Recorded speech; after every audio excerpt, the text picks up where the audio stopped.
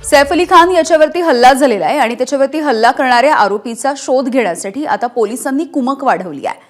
आरोपीच्या शोधासाठी आता 20 पोलिसांची पथकं तैनात झालेली आहेत। मुंबईसह इतर परिसरामध्ये सुद्धा या आरोपीचा शोध घेतला जातोय आणि वेगवेगळ्या भागामध्ये पोलिसांनी आपली पथकं रवाना केली आहेत। इमारतीमधल्या सीसीटीव्हीचे 3 डीव्हीआर पोलिसांनी ताब्यात घेतले आहेत। चौकशीसाठी इमारतीमध्ये काम करणाऱ्या 15 कर्मचाऱ्यांना सुद्धा पोलिसांनी ताब्यात घेतलंय। सैफच्या घरामध्ये काम करणारे आचारी, सुरक्षा रक्षक, मदतनीस यांची सुद्धा चौकशी होती आहे। तैमूरच्या खोलीमध्ये झटापट झाली, तिथला सीसीटीव्ही बंद असल्याची माहिती मिळते। परिसरामधल्या टॉवर लोकेशनच्या माध्यमातून पोलीस सध्या तपास करतायत।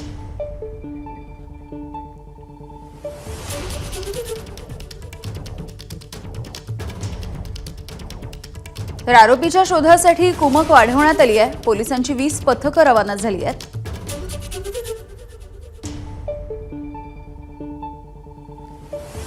आरोपीचा मुंबई आणि परिसरामधून कसून शोध घेतला जातोय।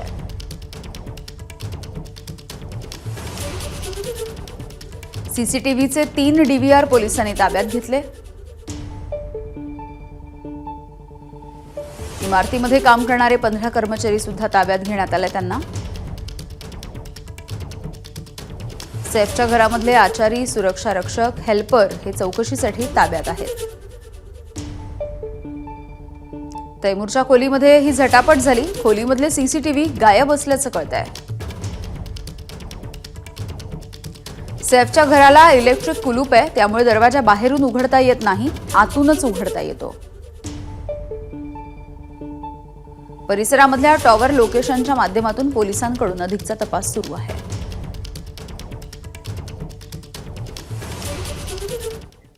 तर सैफवरती झालेल्या हल्ल्यामध्ये इतर सुद्धा कोणाचा सहभाग आहे का याचा शोध सध्या पोलिसांकडून घेतला जातोय। आरोपी पळून जात असताना 6व्या मजल्यावर लावलेल्या सीसीटीव्हीमध्ये चित्रित झालाय, मात्र त्यानंतर इमारतीच्या बाहेर पळताना किंवा परिसरामध्ये लावलेल्या इतर सीसीटीव्हीमध्ये तो दिसत नाहीये। तसंच मुख्य प्रवेशद्वारामधून सुद्धा बाहेर जाताना तो दिसत नाहीये। त्यामुळे या हल्ल्यामध्ये इतरही कोणाचा सहभाग आहे का असा सवाल आहे। 6व्या मजल्यावरती लावलेला सीसीटीव्ही एका रहिवाशाने लावलाय। दरम्यान आरोपीला या इमारतीच्या परिसराची संपूर्ण माहिती होती असा पोलिसांचा कयास आहे। तो थेट सैफच्या मजल्यावरती कसा काय पोहोचला, इतर कोणत्या मजल्यावरती कसा काय गेला नाही याचा सुद्धा शोध सुरू आहे। यासाठी पोलिसांनी सैफकडे फ्लोअर पॉलिशिंग करणाऱ्या 2 जणांना ताब्यात घेतलंय आणि त्यांची सुद्धा चौकशी सुरू आहे। याविषयी बोलत आमचे प्रतिनिधी सूरज सावंत सध्या आपल्या सोबत आहे। सूरज, आपण बघतोय की पोलिसांनी आता 20 पथकं तैनात केलेली आहेत आणि वेगवेगळ्या माध्यमातून सध्या पोलीस तपास करतायत। सीसीटीव्ही फुटेज सुद्धा पोलिसांनी ताब्यात घेतलेला आहे।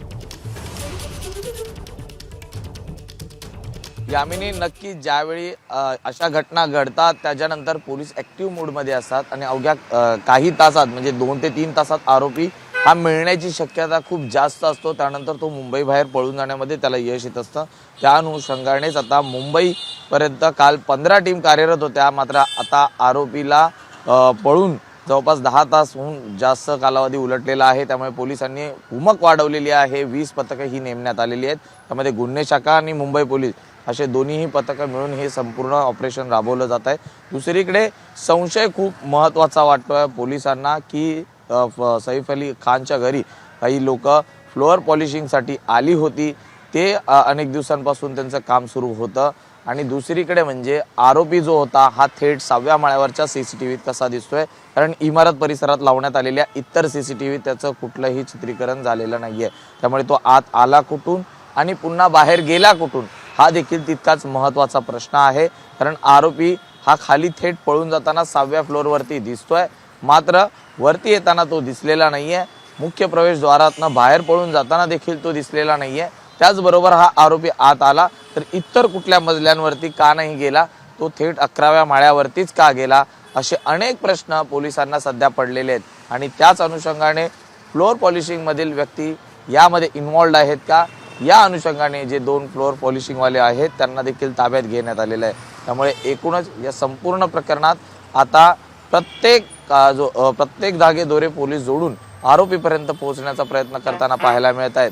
काल जर आपण पाहिलं तर त्या परिसरातले टॉवर लोकेशन्स काढले होते आणि त्यातला स्पेसिफिकली त्या इमारतीत किती मोबाईल चालू होते त्यातला त्यावेळी ऍक्टिव्ह मोडमध्ये कुठला मोबाईल चालू होता याचा देखील पोलीस तपास करताना पाहायला मिळत आहेत.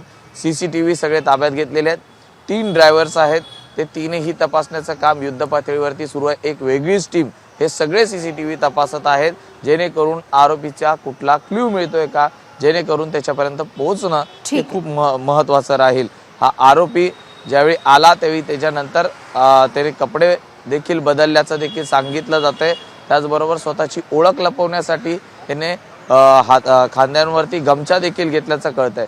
त्यामुळे ज्यावेळी आरोपी 6व्या मजल्यावरनं खाली उतरत होता त्यावेळी आपला चेहरा हा CCTV येऊ नये याचा त्याचा प्रयत्न प्रामुख्याने पाहायला मिळालेला आहे. त्यामुळे एकूणच आतापर्यंत आरोपी मिळाला नसल्यामुळे यामागे नेमकं काय रहस्य होतं, काय झालं. सूरज, आणि जसं पोलिसांनी सांगितलंय 20 पथकं तैनात झालेली आहेत, त्यामुळे अधिकचा तपास सध्या सुरू आहे. धन्यवाद या माहितीसाठी. तर सैफ अली खानवरती हल्ला करणाऱ्या आरोपीचा हा व्हिडिओ समोर आलेला आहे. आपत्कालीन पायऱ्या ज्या असतात त्यामधून 6व्या मजल्यावरून धावत असताना हा आरोपी CCTV मध्ये कैद झालाय. सैफवरती हल्ला केल्याच्या नंतर मध्यरात्री 2:33 हा आरोपी बिल्डिंगच्या खाली धावत गेला आणि तो CCTV कॅमेऱ्यामध्ये कैद झालाय. दरम्यान या प्रकरणी हल्लेखोरावरती गुन्हा सुद्धा पोलिसांनी दाखल केला. तर ही दृश्य जी आपण बघतोय, हल्लेखोर जो होता तो CCTV कॅमेऱ्यामध्ये कैद झाला. 6व्या मजल्यावरचा हा CCTV कॅमेरा होता जो तिथल्या रहिवाशांना लावला होता. त्या कॅमेऱ्यामध्ये तो कैद झालाय, मात्र इतर कुठेही तो दिसलेला नाहीये. ABP माझा, उघडा डोळे बघा नीट.